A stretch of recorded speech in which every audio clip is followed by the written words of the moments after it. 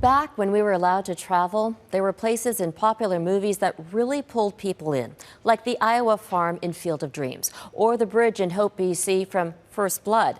Certain landmarks are a major draw for tourists, but as Mike Armstrong explains, one attraction that was way off the grid in a remote corner of Alaska proved to be far too popular. What a feeling to be circling and approaching that bus. This is a video made last summer by two friends out of Edmonton, a trip to Alaska they dreamt about for years, with the goal of reaching this spot.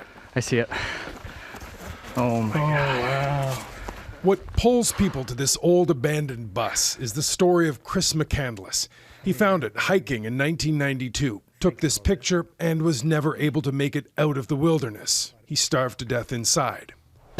McCandless's journey inspired a best-selling novel, Into the Wild, later turned into a movie. Is there anybody here? It's the story of what led McCandless to head out and what he found. He left behind a diary and notes that included a quote that was carved into a plaque. Oh, look at. Happiness is only real when shared.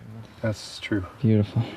When Chris ended up at that bus, I've got to say, that is one of the most beautiful places I've ever been.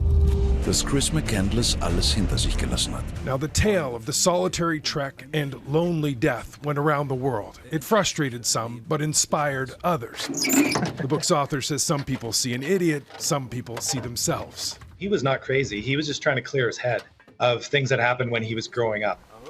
McCandless's sister shared those memories. This was her in 2014. Over the years, many have hiked to the bus. In fact, as it turns out, too many. Alaskan authorities this week took the Into the Wild bus out of the wild. They had to make more than a dozen rescues over the last decade. One woman was killed last summer. They're going to move it somewhere safer. They haven't decided where. Thanks, Magic Bus. That was a good ride. Ryan Lester says he hopes it ends up somewhere people can visit it without the same danger. It's surreal. But feeling the same presence. Mike Armstrong, Global News.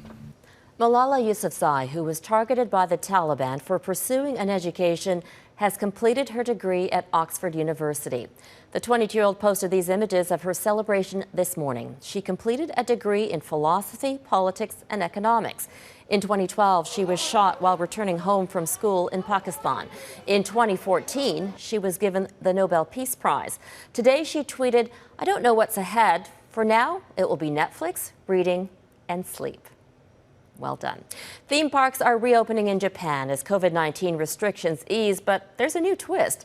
Screaming is not allowed on roller coasters, and the video you're about to see shows it can be done.